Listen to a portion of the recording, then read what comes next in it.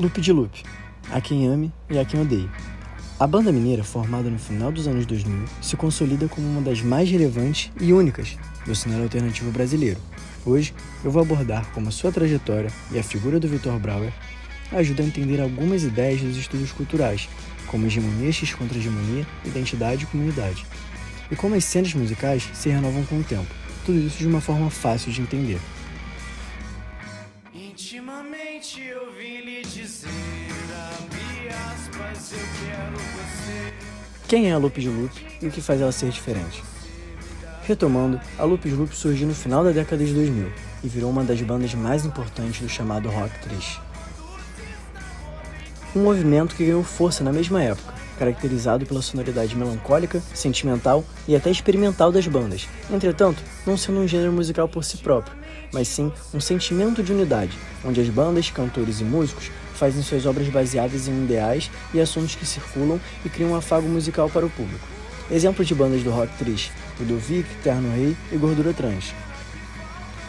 A Loop de Loop lançou seus primeiros trabalhos quando os membros tinham entre 19 a 21 anos, e é justamente nessa fase que a banda se tornou referência para muita gente, além também de ser nela que está a maior parte das músicas que os fãs mais adoram, como 17, onde o público vai à loucura nos shows e canta até não terem mais fôlego.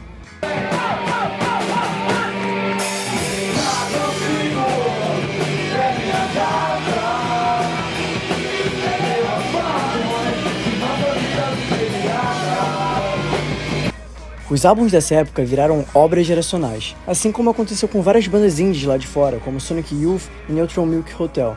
A galera mais nova redescobre e escuta hoje as músicas antigas e sente uma identificação enorme com as canções. Assim, podemos começar a conectar tudo isso com as teorias dos estudos culturais. As obras culturais ganham sentidos diferentes conforme mudam de geração. É a tal da ressignificação.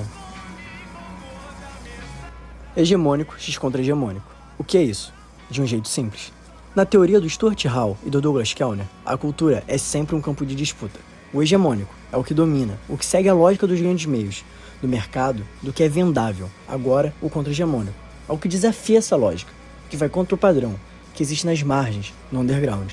Isso não tem a ver só com tamanho, tem a ver com discurso, com postura, com forma de se colocar no mundo. E aqui entra a Loop de Loop. Mas por que a Loop de Loop continua sendo contra-hegemônica?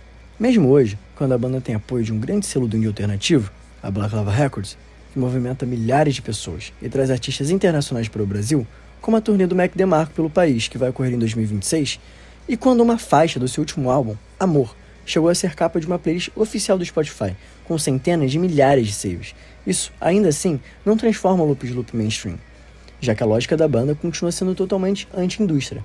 No próprio álbum em questão, O Amor, de 2025, todas as faixas têm cerca de 10 minutos de duração, com guitarras distorcidas e letras fora do padrão da indústria.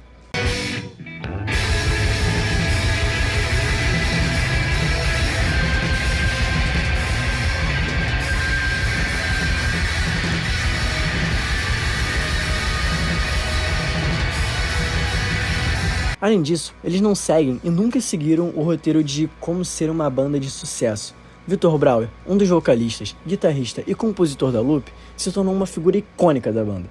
Muito conhecido pelos seus vocais, que fogem dos padrões convencionais,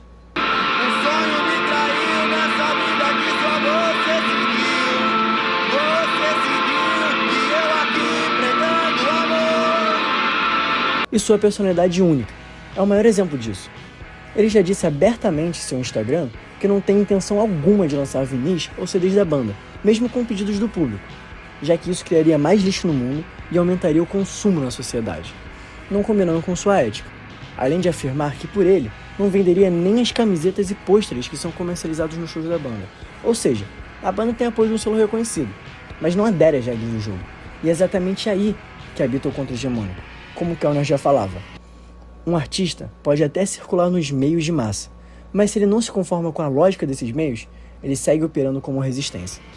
Identidade, comunidade e cena. Como a identidade do artista e da comunidade se formam.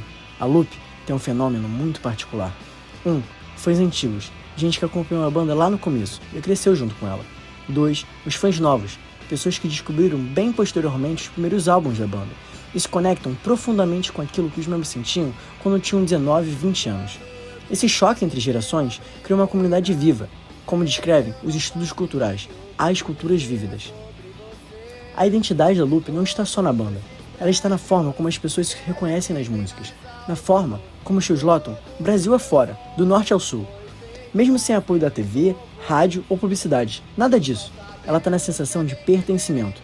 É uma comunidade que não depende de ser mainstream, e justamente por isso existe. E essa é a parte mais interessante. A banda não tenta formar uma comunidade, ela vira uma comunidade, porque as pessoas se identificam com a vulnerabilidade, a sinceridade e a estética emocional das obras. Isso é totalmente o que o Stuart Hall fala. Identidade é sempre construída, performada e compartilhada. A contradição que fortalece a banda. O outro ponto muito interessante para análise é que a Loop vive uma contradição que aparece em várias obras contra-hegemônicas. Eles rejeitam a lógica comercial, mas, ao mesmo tempo, precisam sobreviver dentro dela. Eles criticam o consumo, mas vendem produtos por necessidade. Eles ficam nas playlists do Spotify, mas continuam agindo contra a cultura de massa. É aquela ideia que Hall repete. A cultura não é pura. Ela sempre tem tensões, disputas internas e contradições. E isso não enfraquece o discurso. Muito pelo contrário, mostra a complexidade do artista dentro de um sistema. A renovação da cena. A história da Loop também pode ajudar a gente a entender como uma cena musical se renova. Os mais velhos se afastam um pouco, os mais novos chegam e reativam os significados. E no meio disso, a banda se transforma, sem perder a sua essência. Isso é o que os estúdios de recepção apontam. A obra cultural ganha vida quando o público a interpreta. E se hoje a Loop está nativa e é um fenômeno do underground entre adolescentes e jovens adultos, com shows lotados no país todo, não foi por marketing nem estratégia, mas sim porque as músicas continuam dialogando com quem se sente deslocado, intenso, emocional e crítico. Tudo aquilo que formou a banda no começo. Agora, a conclusão. Por que a Loop de Loop importa tanto? A trajetória da Loop de Loop nos mostra que ainda existe espaço para artistas que não querem se moldar ao mercado. Mostra que uma banda pode ser independente, anticonsumo, crítica, contraditória, fora dos padrões e ainda assim profundamente relevante. Eles são mais por exemplo de como um discurso contra-hegemônico consegue sobreviver e até ganhar força em uma era dominada por plataformas, algoritmos e estratégias de mercado. E mostram também como a identidade e a comunidade não são criadas por marketing, mas por afetos, histórias e identificação. A Loop de Loop não é mainstream. Nunca foi e nunca vai ser. Mas é justamente por isso que a banda é única e é um grande exemplo da contra-hegemonia.